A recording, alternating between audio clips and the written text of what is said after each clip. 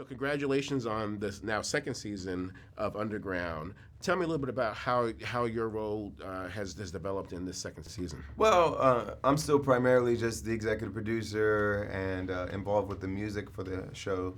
But the creators of the show, Joe Pakaski and Misha Green, asked me to make a cameo, really, as Frederick Douglass. Frederick Douglass was a pianist, but of course his prime role was as an abolitionist and a huge leader in that movement to end the evil institution of slavery. And he was also the most photographed man of his era. So he was a celebrity in his own right, but obviously an important activist. And so they asked me to briefly come on set and play that role. It's only one scene in one episode, but I think it's important to see what his role is in really organizing and strategizing around the movement and how that relates to our main characters in the show. Good. I had a chance to talk to you right before the launch of the first season, and obviously, you weren't sure how the show was going to develop and how the audience was going to receive it. With 1 year under your belt, were you surprised by the results of the first year? I wasn't surprised because I had seen all the episodes and I really believed that it was a great show and it was really riveting and full of suspense and would make great television and also highlight an important part of our history. And I think the audiences have seen the same thing that I saw on the show to begin with. I think what makes this a great subject for writers is that there was so much inherent suspense and danger and intrigue in a movement with so many different characters with different roles, all of whom risked their lives in some way, risked their freedom in some way, and organized around what was really the first interracial movement for civil rights in this country, the abolitionist movement, the Underground Railroad. How do you see the relevance of what the story that we're telling here as compared to what we're dealing with now?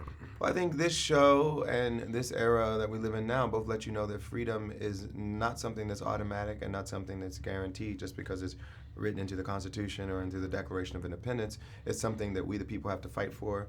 We have to be vigilant, and there are times when we make progress and that progress is reversed.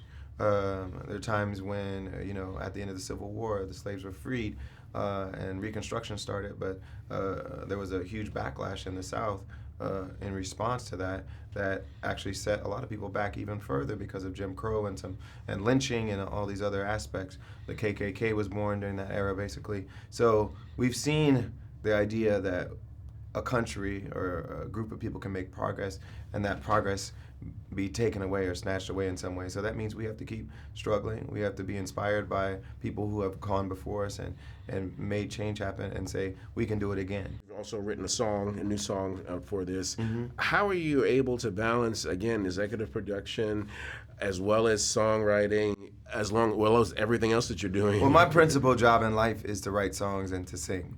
And so when I'm writing songs, sometimes we end up using them for film or TV, but a lot of times it's during the process of me making my next album. So the song that I ended up giving to Underground was something I had written thinking about the subjects of Underground, but also thinking about what I was going to write about for my next album, which has already come out now, Darkness and Light. And so sometimes that creative process sends me in directions that I don't use every song for my own album, but I find other uses for them. And this song, I was thinking about American history. I was thinking about slavery. I was thinking about the times when the ideals of America, of justice and freedom, liberty for all, haven't been lived up to in practice. And so that's what I wrote about, and it was appropriate for this series. Do you see an opportunity for yourself to continue to develop content for television down the line? Of course, we're going to continue to develop content. We have a deal with WGN to work on a Black Wall Street series. We're very early in the process with that, but it's something we want to do, and we're going to find other projects that we want to do that are exciting, and do those too. Good.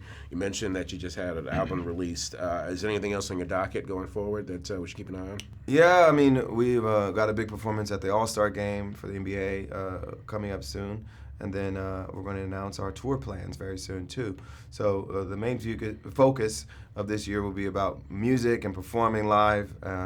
But we're excited to also talk about the great TV and film work that we're doing, and letting the public know about that too. Good, and hopefully there's a season 3 of Underground somewhere. I'm sure there will be.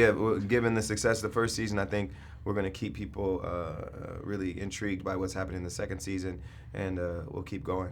Sounds good. Thank you very much for taking time out to talk to me. Thank you. And again, best of luck in the second season. Thank you.